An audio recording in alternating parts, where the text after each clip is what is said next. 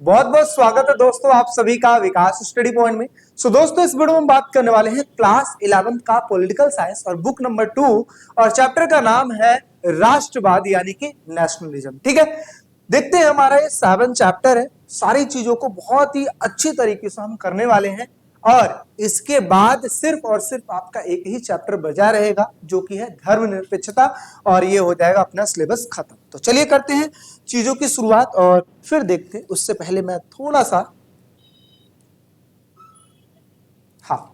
अब करते हैं चीजों की शुरुआत। ठीक है चलिए देखिए क्या लिखा है, राष्ट्रवाद। इसको देखो मैं अगर समझाऊं ना तो बहुत ही अच्छे तरीके से आपको समझ में आएगी चीजें। देखिए राष्ट्रवाद को अगर मैं ना सिंपल 2 हिस्सों में तोड़ दूं, कितने हिस्सों में? 2 हिस्सों में अगर मैं तोड़ दूं तो क्या होगा भाई, एक का नाम पड़ जाएगा राष्ट्र और दूसरी साइड में हो जाएगा आपका वाद। ठीक है, अभी जो राष्ट्र है ना, राष्ट्र का मतलब आप समझो देश, क्या बोलोगे? देश। और वाद का मतलब क्या होता है? वाद का मतलब होता है महत्व से ज्यादा महत्व देना। क्या देना? महत्व देना। ठीक है, यानी कि राष्ट्रवाद को हमने 2 हिस्सों में तोड़ दिया। कौन कौन सा? एक बना दिया हमने राष्ट्र और दूसरा हमने बना दिया वाद। यानी कि राष्ट्र का मतलब हो गया देश और वाद का मतलब होता है महत्व से ज्यादा महत्व देना। बस इसी को कहते हैं राष्ट्रवाद।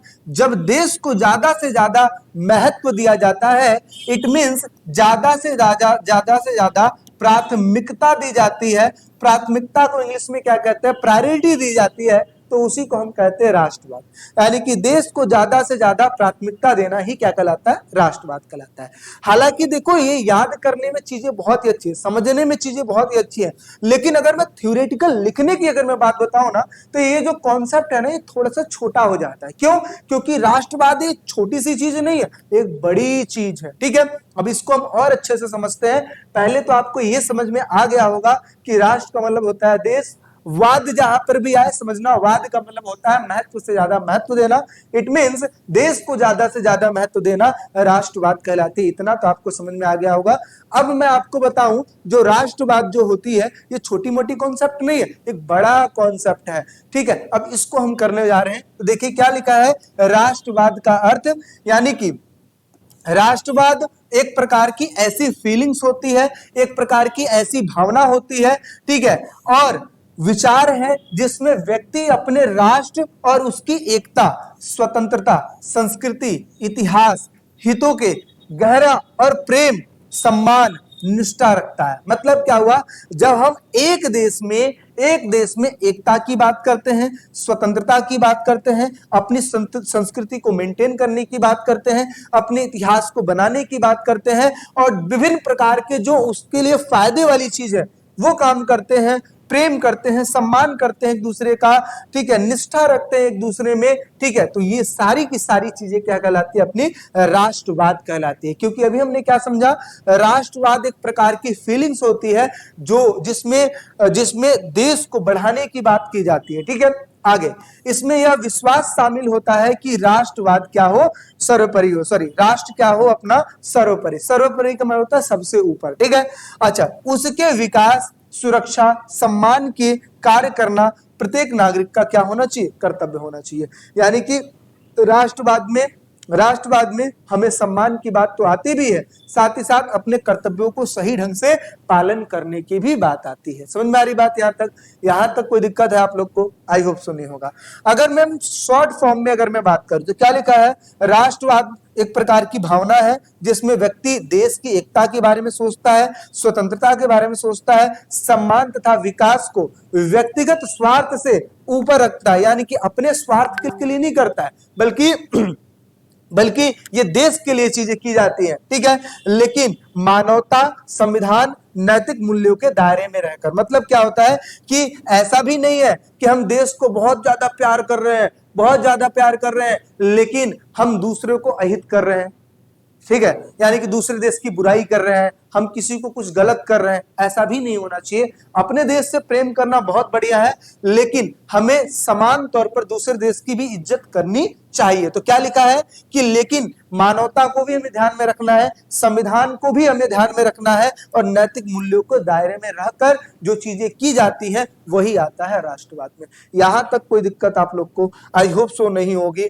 ठीक है, चलिए एक बार और मैं कॉन्सेप्ट तुरंत क्लियर कर देता हूं। राष्ट्रवाद एक ऐसी फीलिंग होती है जो लोगों के मन में आती है, अपने देश के प्रति आती है, देश में एकता की बात आती है, संस्कृति की बात आती है, ठीक है, सम्मान पूर्व एक दूसरे से प्रेम करने की बात आती है, ऐसी भावना जो देश को बढ़ाने की बात आती है, वो सारी की सारी चीजें राष्ट्रवाद में आती है, जिसमें हम किसकी बात करते हैं, एकता की बात करते हैं, स्वतंत्रता की बात करते हैं, सम्मान की बात करते हैं। और साथ ही साथ हमें इस चीज का भी ध्यान देना होगा कि मानवता, संविधान तथा नैतिक मूल्यों के दायरे में रहकर, इसके घेरे में रहकर जो चीज हमारे मन में फीलिंग होती है अपने देश के प्रति, वही सारी चीजें क्या कहलाती है, राष्ट्रवाद कहलाती है। ठीक है भाई, चलिए हम नेक्स्ट बात करते हैं, राष्ट्र का अर्थ क्या होता है। ये जो राष्ट्र है ना, जो राष्ट्रवाद जो बना हुआ है, तो यहाँ पर जो ये राष्ट्र है, राष्ट्र का क्या मतलब होता है, तो राष्ट्र का मतलब होता है देश। राष्ट्र का मतलब क्या होता है, देश। राष्ट्र वह जगह होती है, राष्ट्र वह जगह होती है जहां पर लोग एक साथ रहते हैं, जिनकी अपनी एक पहचान होती है, ठीक है, अपनी एक संस्कृति होती है, अपनी एक भाषा होती है, अपना एक इतिहास होता है, अपनी एक भावनाएं होती हैं, एक दूसरे से जो जुड़ी हुई होती है, वही कहलाता है देश। जैसे हम कहते हैं हम भारत देश में रहते हैं, मतलब हम लोग जो है अपनी एक संस्कृति, अपनी एक पहचान, अपना एक इतिहास, ठीक है, हमारी जो भावनाएं एक दूसरे से मिलती खाती है, और इसी वजह से हमारे देश को देश कहा जाता है, हमारे देश को राष्ट्र कहा जाता है। अब बात करते हैं जो राष्ट्र है ना, राष्ट्र शब्द की उत्पत्ति कहां से हुई है, कहां से ये निकला है, तो जो राष्ट्र शब्द की जो उत्पत्ति हुई है, नेशन शब्द की उत्पत्ति से हुई है, यानी कि लैटिन भाषा का जो शब्द है जो है नेसियो, क्या नाम है इसका, नेसियो। नेसियो से ही नेशन बना हुआ है, नेसियो से ही नेशन बना हुआ है, ठीक है। नेसियो का अर्थ क्या होता है, जन्म लेना, या फिर जन्म से जुड़ा एक प्रकार का समूह, जन्म से जुड़ा एक प्रकार का समूह। अब जैसे हम सब की अगर मैं बात करूं, ठीक है, हम सब क्या है, हम इस देश के वासी हैं, क्योंकि हमारा जो जन्म हुआ है इस देश में हुआ है, इस वजह से हम एक दूसरे से जुड़े हुए हैं, और इसी वजह से हम कहते हैं कि हम सब भारतीय हैं। क्या है भाई, भारतीय हैं। यहां तक कोई दिक्कत है, आई होप सो दिक्कत नहीं होगी। चलिए नेक्स्ट की बात करते हैं, आगे बढ़ते हैं। बाकी देखो चैनल पे नए हो तो सब्सक्राइब जरूर कर लेना। अगर आपको नोट्स चाहिए, 11th क्लास की बात कर रहा हूं, अगर आपको नोट्स चाहिए तो 7011912793 पर मैसेज आपको करना पड़ेगा। जो भी प्रक्रिया रहेगी वो चीजें बता दी जाएंगी, किस तरीके से आपको नोट्स मिल सकता है। चलिए आगे बात करते हैं, राष्ट्रवाद के गुण की बात करते हैं। गुण का मतलब क्या होता है, एक तरीके से फीचर्स समझिए, क्या समझिए आप, एक प्रकार का फीचर्स, ठीक है। देखिए सबसे पहले राष्ट्रवाद में देश प्रेम की बात आती है। किसकी बात आती है भाई, देश प्रेम।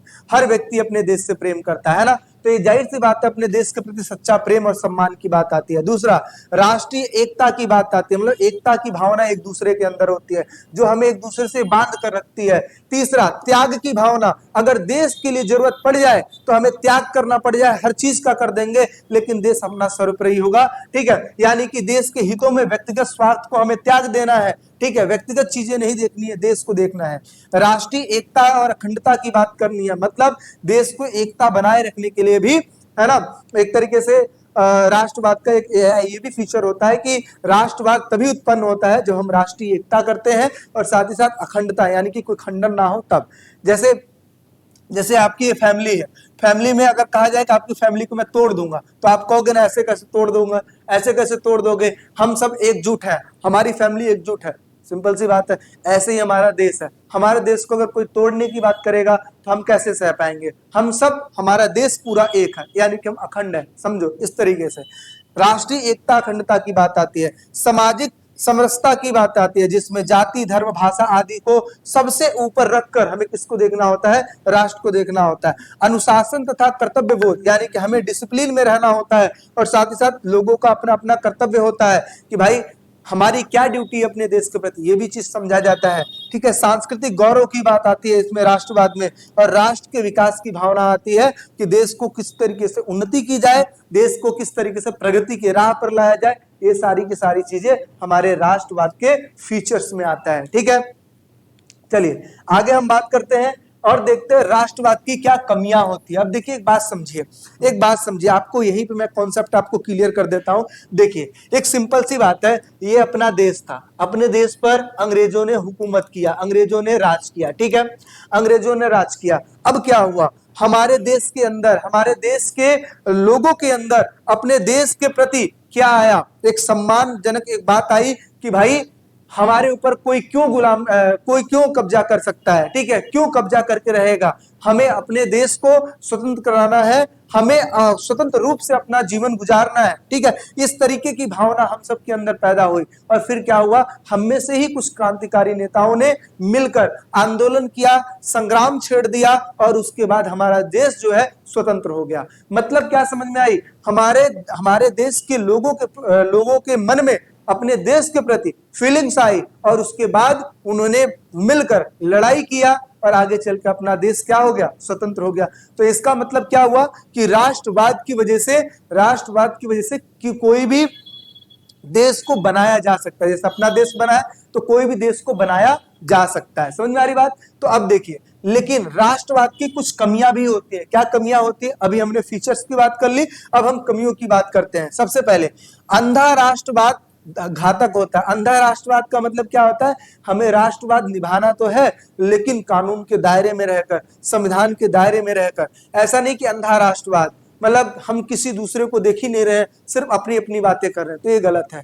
ठीक है, ये स्वार्थ वाली बातें आ जाएंगी। तो क्या लिखा है, जब देशभक्ति विवेकहीन हो जाए। विवेकहीन का मतलब क्या होता है कि बिना बुद्धि के की जाए। जब देशभक्ति बिना बुद्धि के की जाए यानी कि गलत की जाए तो वो सही माने जाने लगे। यानी कि कहा जाए कि जब देशभक्ति विवेकहीन हो जाए और गलत को भी सही मान लिया जाए, उसी को हम कहते हैं अंध राष्ट्रवाद। ठीक है, ऐसा चीज नहीं होना चाहिए।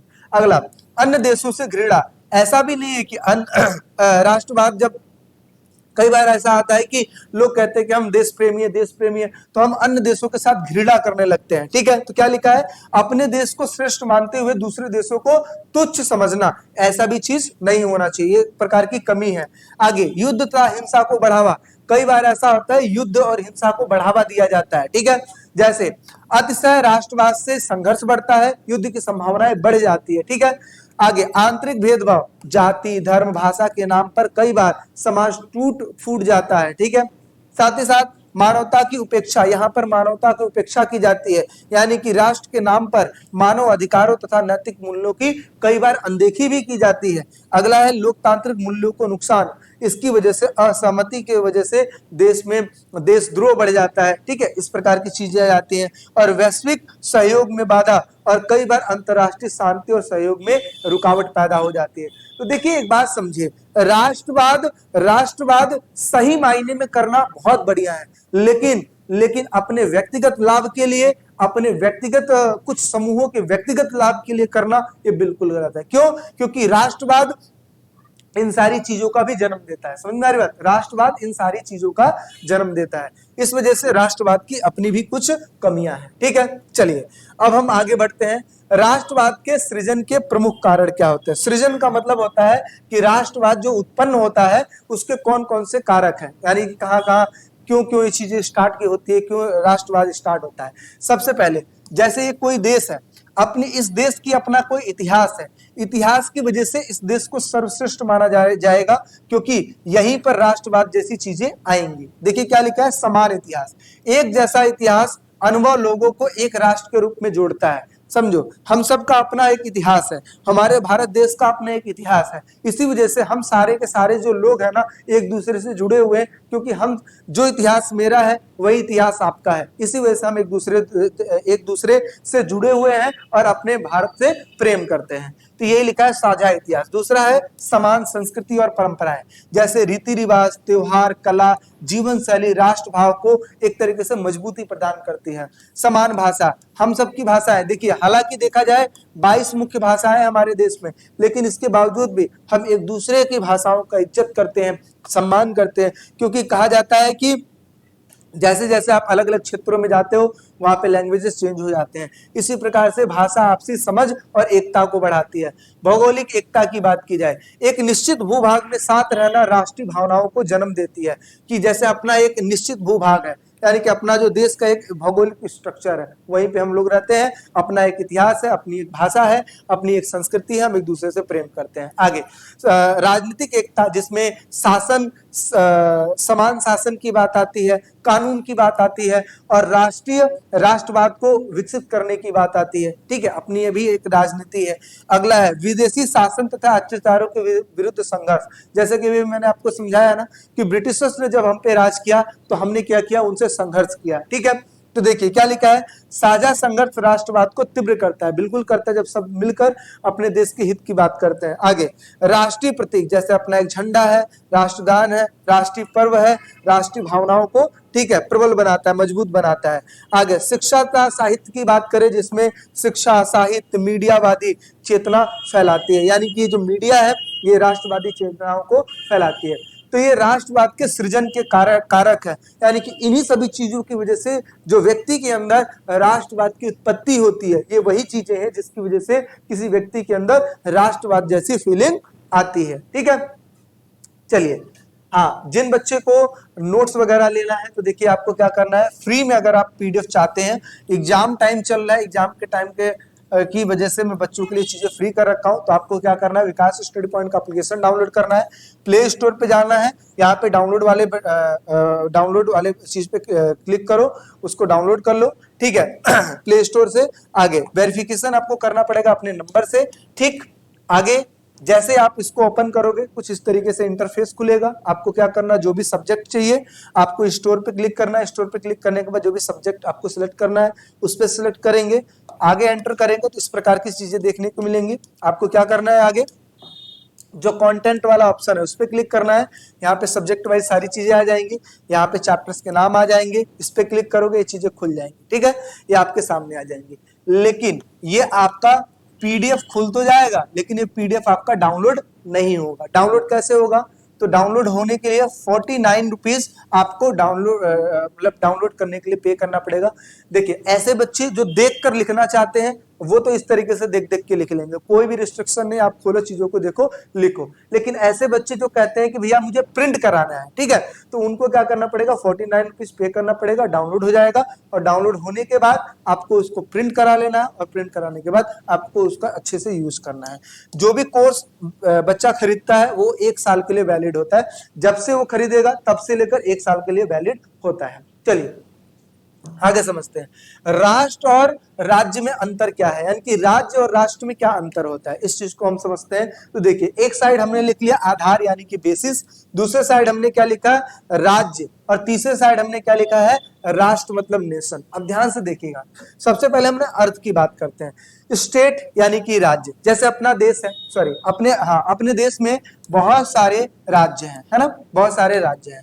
तो राज्य जो है एक प्रकार का राजनीतिक संगठन है। बिल्कुल, राज्य कैसे चलाए जा रहे हैं, राजनीतिक संगठनों के द्वारा चलाए जा रहे हैं। जबकि राष्ट्र जो होता है जिसको हम नेशन कहते हैं, ये एक प्रकार का भावनात्मक, क्योंकि स्टार्टिंग में हमने पढ़ा था कि राष्ट्र जो होता है, राष्ट्रवाद मतलब क्या होता है, एक भावना ही होती है। तो क्या लिखा है, राष्ट्र एक भावनात्मक तथा सांस्कृतिक इकाई है, भावनात्मक और सांस्कृतिक इकाई है। ठीक है, एक प्रकार की फीलिंग्स, एक प्रकार की ये सारी चीजें हैं। ठीक है, आधार की बात किया जाए तो एक राज्य कैसे बनता है, जाहिर सी बात है भूमि होगा तभी तो राज्य बनेगा, वहां पे रहने वाली जनसंख्या रहेगी तब जाके राज्य बनेगा, सरकार होगी तब जाके वो राज्य चलेगा, संप्रभुता खुद से डिसीजन लिया जाएगा तब वो चीजें चल पाएंगी। जैसे अपने देश को देख लो, देखिए बड़े स्तर पे अगर देखा जाए तो एक देश को एक राज्य कहा जाता है, समझे, एक देश को एक राज्य भी कहा जाता है बड़े स्तर पे अगर देखा जाए। तो भारत एक राज्य हुआ, क्यों, क्योंकि भारत जो है, भारत के पास भूमि है, जनसंख्या है, सरकार है, संप्रभुता मतलब खुद से डिसीजन लेने की शक्ति है। लेकिन अगर मैं नेशन की बात करूं, किसकी बात करूं, नेशन की बात करूं, तो नेशन क्या होता है, एक प्रकार की संस्कृति, इतिहास, भाषा और भावना से रिलेटेड होती है, समझे, जिसमें हमारी संस्कृति आती है, इतिहास आती है, भाषा आती है, भावना आती है। ठीक है, अगर मैं भावना का स्थान देखूं तो देखिए भावना आवश्यक नहीं है, इसमें कोई भावना नहीं है, क्योंकि यहाँ पर क्या चीजें फॉलो की जाती है, रूल फॉलो किया जाता है। कहाँ पे, स्टेट में। जबकि राष्ट्र की अगर मैं बात करूं तो राष्ट्र जो होता है ये भावना पे आधारित होता है। किस पे आधारित होता है, भावना पर।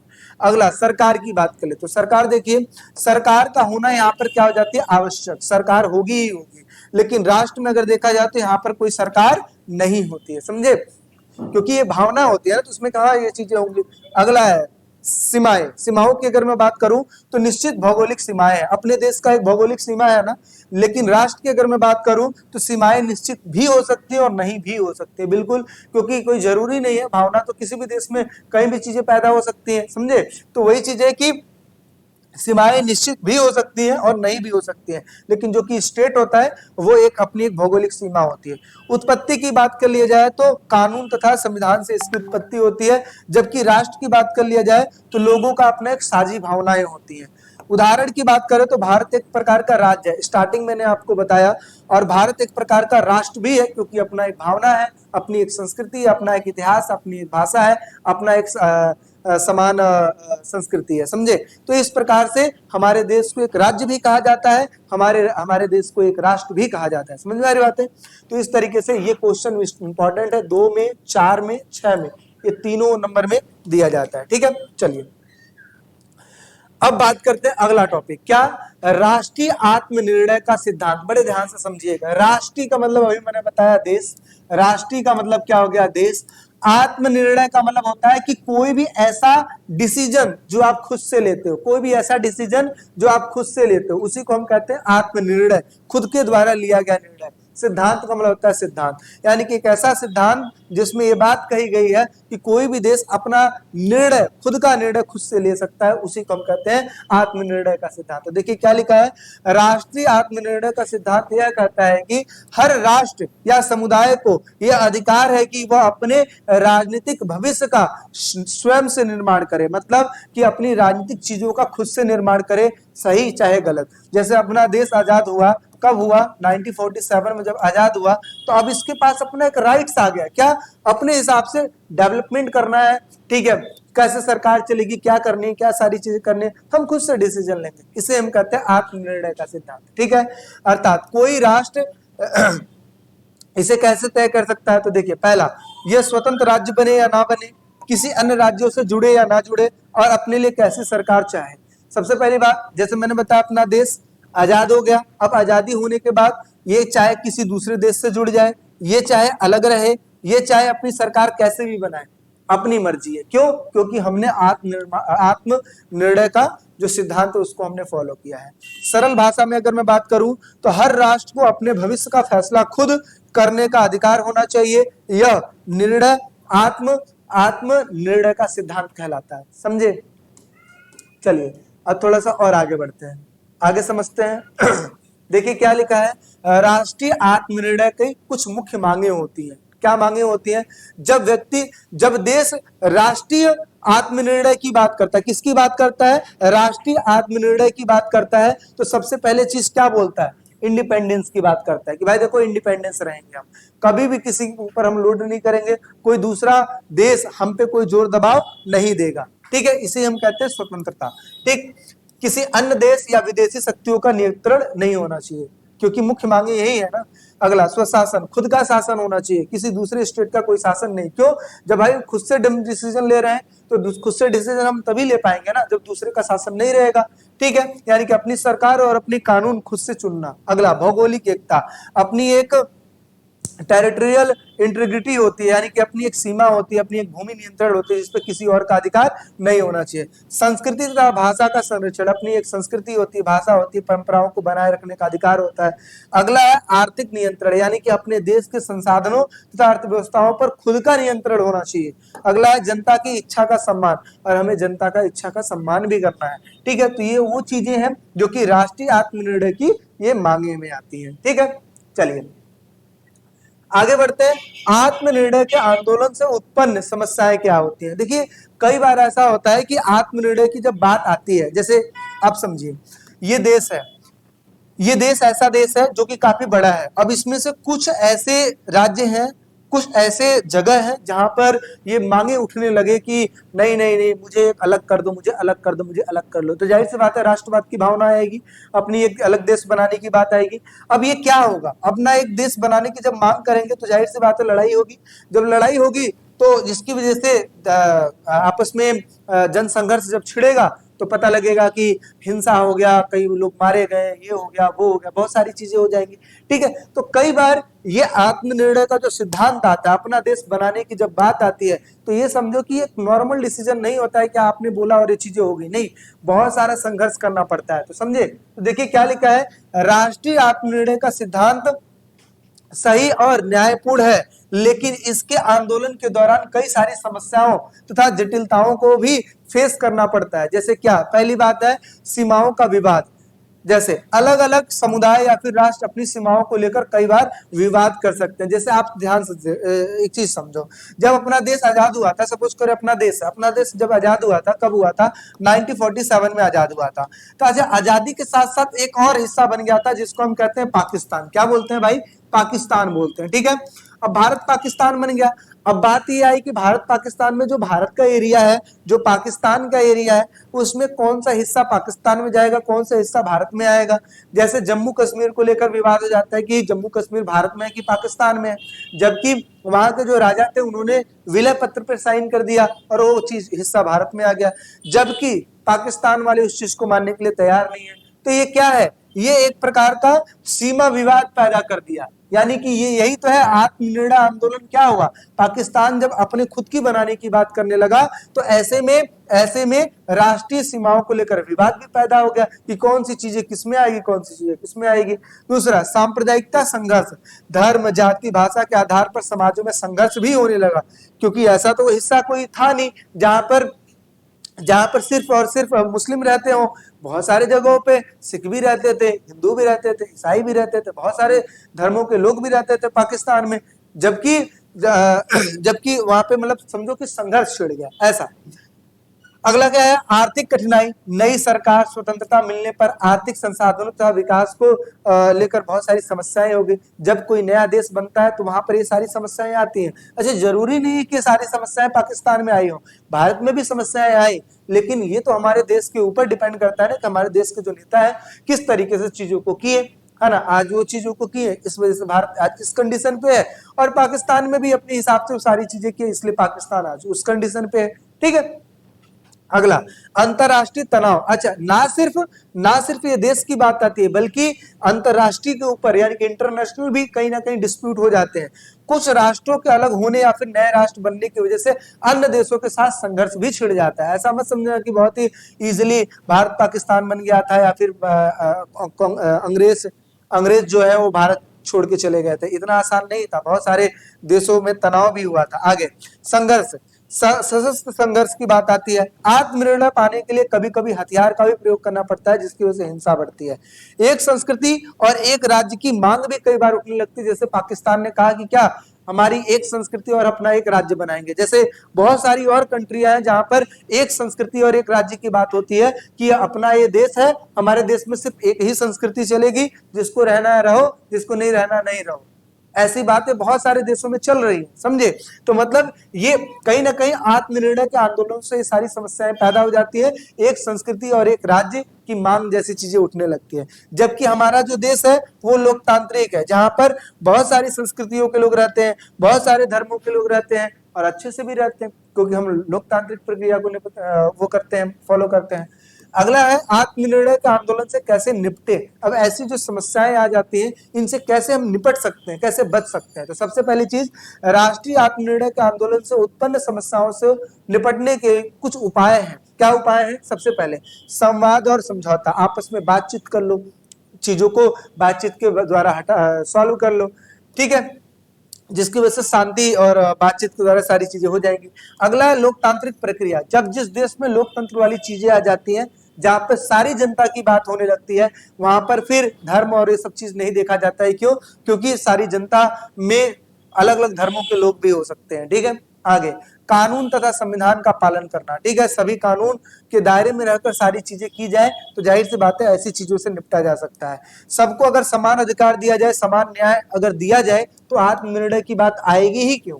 ठीक है, आगे अंतरराष्ट्रीय सहयोग, कई बार अंतरराष्ट्रीय सहयोगों के द्वारा आत्मनिर्णय की चीजों को सॉल्व कर लिया जाता है। यानी कि जैसे समझो कि देशों के अंदर कोई डिस्प्यूट चल रहा है तो आत्मनिर्णय के आंदोलनों के को सॉल्व करने के लिए अंतरराष्ट्रीय जो लोग होते हैं वो सपोर्ट करते हैं और आपस में समझौता करा देते हैं।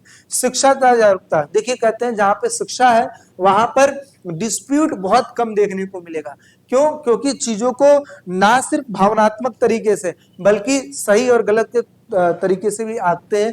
जब सारे लोग पढ़े ही लिखे रहेंगे जाहिर सी बात है लड़ाई झगड़े बहुत कम देखने को मिलेंगे। आगे आर्थिक विकास, यानी कि आर्थिक विकास जिसमें अलगाव या फिर आंदोलन के बाद स्थिर अर्थव्यवस्था विकास सुनिश्चित करना होता है। यानी कि अगर कहा जाए तो इसको हम कैसे और निपट सकते हैं, इसको आर्थिक विकास की वजह से, क्योंकि देखिए हर देश चाहता है कि अपना डेवलपमेंट हो पाए। तो अच्छा, आत्मनिर्णय का आंदोलन शुरू ही क्यों होता है? आर्थिक विकास की वजह से होता है। जैसे जैसे जैसे जैसे सब सपोज करो कि कोई क्षेत्र ऐसा है जो कह रहा है कि भाई हमारे इधर ध्यान नहीं देते, हमारे क्षेत्रों पे ध्यान नहीं देते, हमें एक काम करो अलग कर दो। अगर आर्थिक विकास होता तो ये अलग होने वाली चीजें आती नहीं आती ना। तो हम अगर चाहे तो आर्थिक विकास करके शिक्षा और जागरूकता के द्वारा, अंतर्राष्ट्रीय संघर्ष के द्वारा, सहायता के द्वारा, संवाद, समझौता, लोकतांत्रिक कानून, समान अधिकार, इन सभी के द्वारा इन जैसी चीजों से हम निपट सकते हैं। समझे?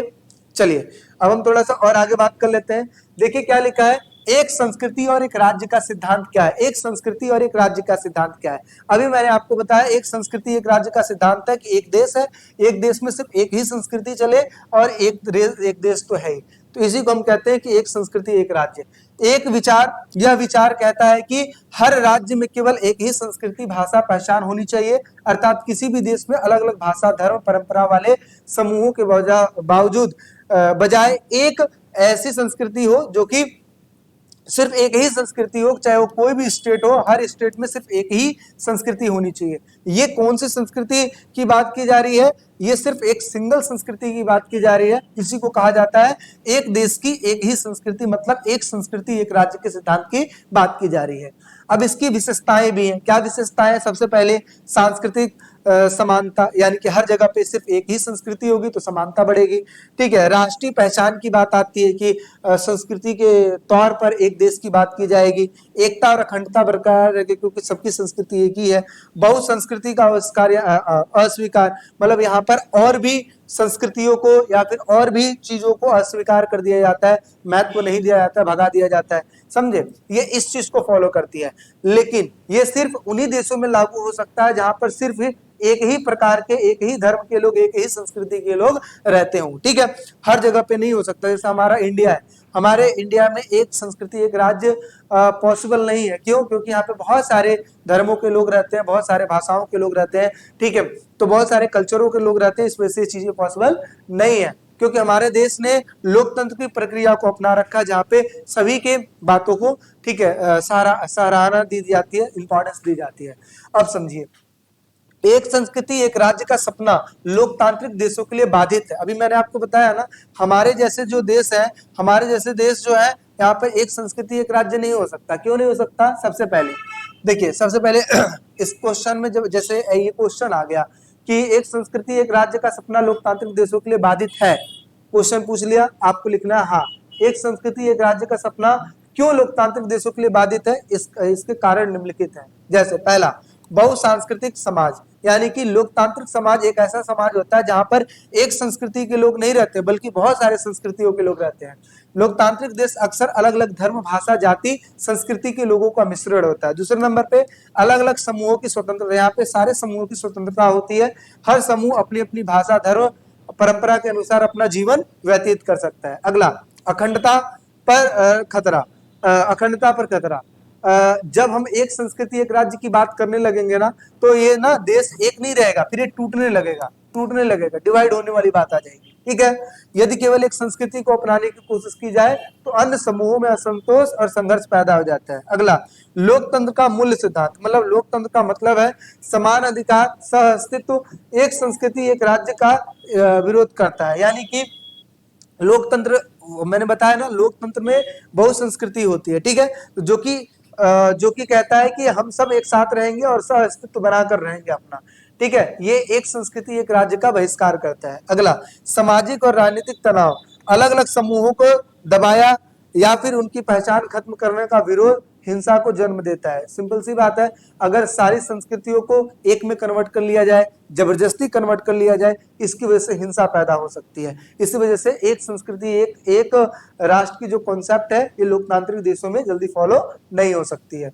आगे आगे लिखा है, राष्ट्रवाद ने राज्यों को जोड़ा भी है और तोड़ा भी है। इंपॉर्टेंट क्वेश्चन है, कई बार पूछा है कि राष्ट्रवाद ने किस तरीके से एक राज्य को जोड़ा भी है, एक राज्य को तोड़ा भी है। तो देखिए अपने देश का एग्जाम्पल ले लीजिए, जब ब्रिटिश से हम आजाद हुए, मतलब क्या हुआ, हमारे सबके मन में आया राष्ट्रवाद, ठीक है, अपना देश आजाद हुआ। आजादी के साथ ही हमने देखा कि हमारा डिवाइडेशन हो गया, यानी अलग अलग हो गया, एक पाकिस्तान बन गया, दूसरा हिंदुस्तान बन गया। मतलब क्या हुआ कि राष्ट्रवाद की वजह से हम आजाद तो हुए, लेकिन इसके साथ साथ हमने देखा कि ये दो हिस्सों में टूट गया। अच्छा, इसी प्रकार से कई बार ऐसा होता है कि जब दो देशों के बीच में ऐसी फीलिंग आ जाए कि अगर हम दोनों मिलकर ना अपना अस्तित्व बना लें, तो ये इसकी वजह से ये दोनों क्या हो जाएंगे, एक हो जाएंगे, ठीक है। इसकी वजह से हम ये कह सकते हैं कि राष्ट्रवाद एक देश को जोड़ भी सकती है, तो एक देश को तोड़ भी सकती है। तो देखिए सबसे पहले हम क्या करेंगे, राज्यों को जोड़ने में राष्ट्रवाद किस तरीके से भूमिका निभाती है, इस चीज को देखिए। जब लोग एक समान भाषा, संस्कृति, इतिहास, भावनाएं साझा करते हैं, तो राष्ट्रवाद उन्हें एक जैसे में जोड़ देता है। बिल्कुल, जब कहते नहीं कि जैसे हम फ्रेंडशिप बनाते हैं ना, फ्रेंडशिप करते हैं, तो कैसे होता है, हमारा जो मन है दूसरे के मन से लग गया, मतलब मैच टू मैच होने लगी, बातें, फीलिंग, हर चीज मैच हो, फ्रेंडशिप हो जाता है। इसी प्रकार से अगर देखा जाए तो राष्ट्रवाद भी जोड़ने का काम करता है, ठीक है। उदाहरण के लिए भारत में स्वतंत्रता संग्राम के दौरान अलग अलग प्रांत, राज्य एक राष्ट्र के रूप में जुड़ गए। बहुत सारे रजवाड़े थे, 565 रजवाड़े थे, लेकिन सबने जोड़कर एक देश बनाया, ठीक है। यूरोप में भी अगर देखा जाए तो 19वीं शताब्दी में कई छोटे छोटे राज्य साझा भाषा, साझा संस्कृति के हिसाब से आपस में जुड़ गए थे। आगे अब बात करते हैं राज्यों को तोड़ने में राष्ट्रवाद किस तरीके से भूमिका निभाती है। कभी कभी राष्ट्रवाद अलग अलग समूहों के अलग अलग पहचान को बढ़ावा देती है, जिससे राज्यों में विभाजन तथा अलगाववाद वाली स्थिति पैदा हो जाती है। उदाहरण के लिए 20वीं शताब्दी में अलग अलग देशों में जाति, भाषा, धर्म के आधार पर राष्ट्र बने। बिल्कुल सही बात है।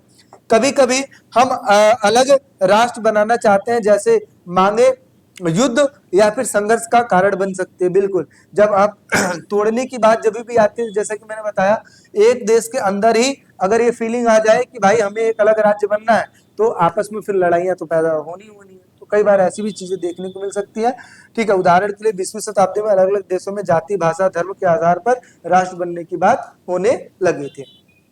चलिए, बस कुछ ज्यादा टॉपिक नहीं रहे, बस खत्म ही होने वाले हैं, समझिए।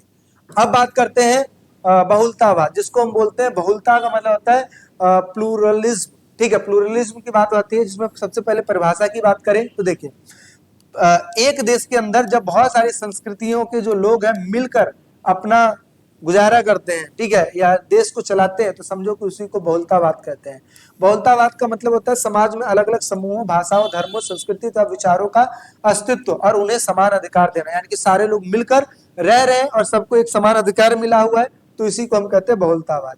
सरल भाषा में अगर मैं बात करूं तो बहुलतावाद वह व्यवस्था है जिसमें समाज के सभी प्रकार के जो लोग हैं, चाहे वो किसी भी भाषा के हैं, किसी भी धर्म के हैं, किसी भी जाति के हैं, किसी भी संस्कृति के हों, लेकिन समान उनको सम्मान मिला रहता है, एक समान और अधिकार मिला रहता है, तो समझो कि एक तरीके से उनका बहुलतावाद है, ठीक है। चलिए आगे हम बात कर लेते हैं। आगे देखिए क्या लिखा है, राष्ट्रवाद के मार्ग में आने वाली कठिनाई कौन कौन सी होती है। तो सबसे पहली चीज क्या लिखा है, भिन्नता का विकास। अब देखिए, राष्ट्रवाद जब भी आती है तो राष्ट्रवाद के अंदर भी कई सारी कठिनाई होती है। कैसे कठिनाई होती है, देखिए यहाँ पे समझिए, जैसे एक देश है, एक देश में सिर्फ एक ही संस्कृति के लोग रह रहे हैं, और ये देश है जहाँ पे अलग अलग संस्कृतियों के लोग रह रहे हैं, ठीक है। यहाँ पे सब लोग क्या है, सिमिलर है, ठीक है। और इस वाले में क्या है, सिमिलर नहीं है, बल्कि क्या है, अलग अलग है, ठीक है। ये ले लेते हैं,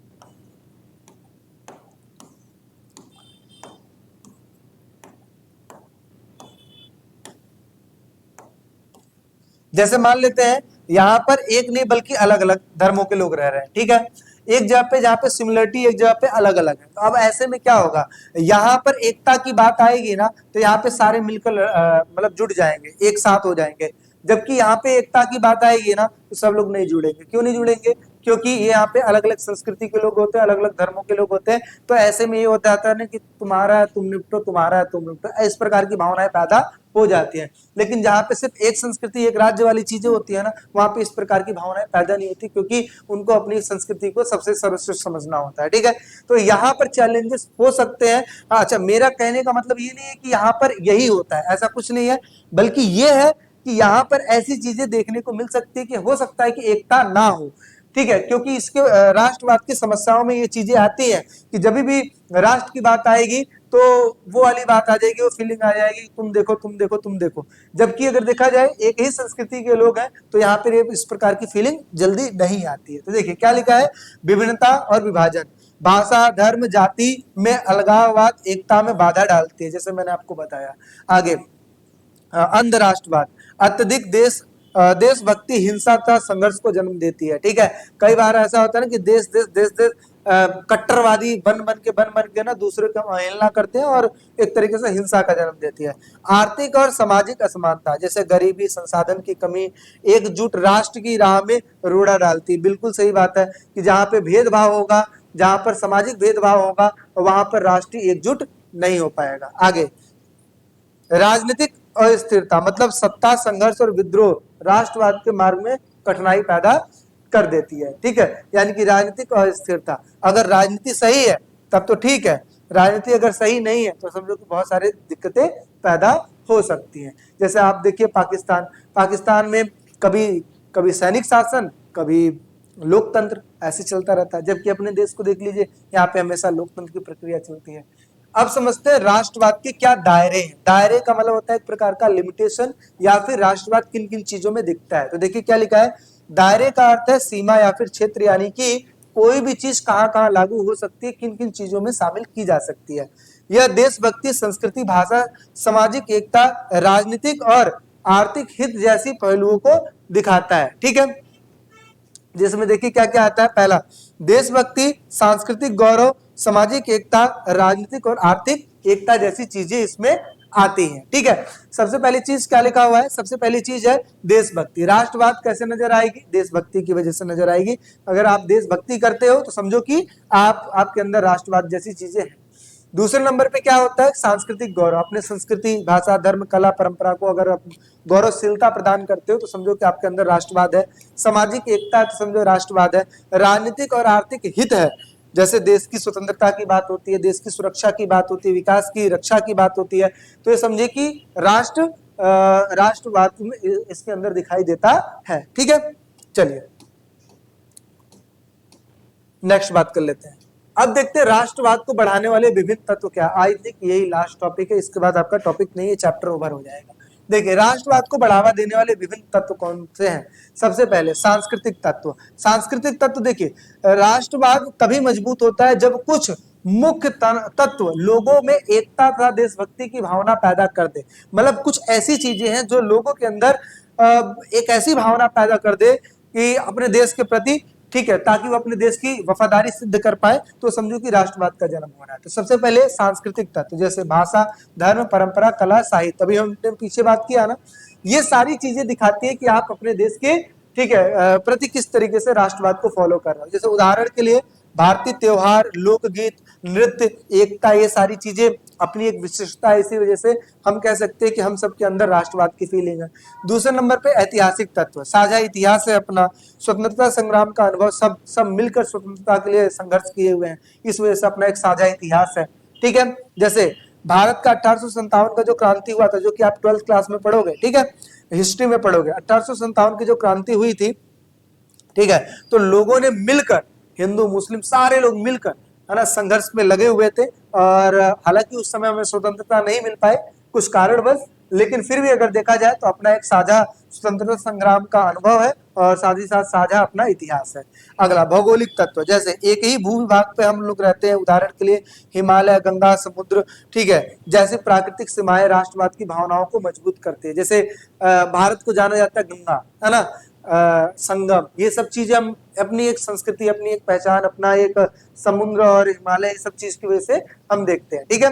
चलिए आगे बात कर लेते हैं राजनीतिक तत्व, जैसे अपना एक सरकार है, अपना एक संविधान है, जैसे हम अपने संविधान को कहते हैं भारतीय संविधान, सबसे बड़ा संविधान है ना।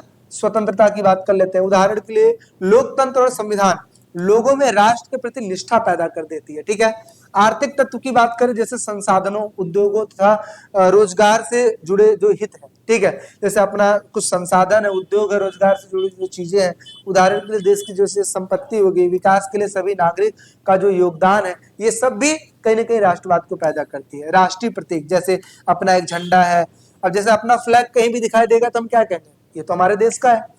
राष्ट्रीय ध्वज हो गया, राष्ट्रगान हो गया, राष्ट्रीय कोई पर्व हो गया, ठीक है। उदाहरण के लिए तिरंगा, 15 अगस्त का जो स्वतंत्रता दिवस है, ये सिर्फ हमारे देश में है, ठीक है। ये राष्ट्रवाद को दिखाता है। राष्ट्रवाद बढ़ता है जब लोगों की भाषा, संस्कृति, इतिहास, भूभाग, संविधान, अर्थव्यवस्था और प्रतीकों से अपने देश से जुड़ा हुआ महसूस करते हैं कि भाई हम किसी न किसी तरीके से हम एक दूसरे से कनेक्टेड हैं, हम एक दूसरे से जुड़े हुए हैं। तो ये किस चीज को जन्म देता है, ये देता है जन्म राष्ट्रवाद को। समझे?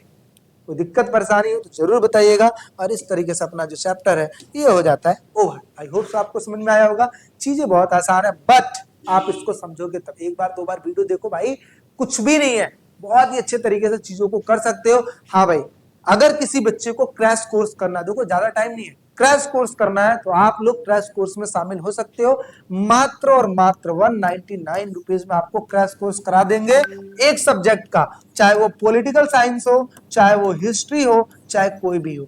आपको 199 रुपीज में क्रैश कोर्स करा देंगे, सारी चीजों को करा देंगे, डोंट वरी, ठीक है। चलिए फिर मिलते हैं। अगर चैनल पे नए हो तो लाइक से सब्सक्राइब करना मत भूलना, ठीक है। चलिए मिलते हैं नेक्स्ट वीडियो में। अच्छा, मैं अपना नंबर भी दे देता हूँ, कई बार बच्चों की कंप्लेन आती है भैया आप नंबर नहीं देते हो, हालांकि डिस्क्रिप्शन में होता है लेकिन फिर भी बच्चे देखते नहीं है। 7011912793। दोबारा समझा देता हूँ, यहाँ पे लिख देता हूँ, शायद ये दिखाई नहीं दिया होगा। 7011912793 पे आपको मैसेज करना है और बात करना है, ठीक है। चलिए मिलते हैं नेक्स्ट वीडियो में, टेक केयर, बाय बाय।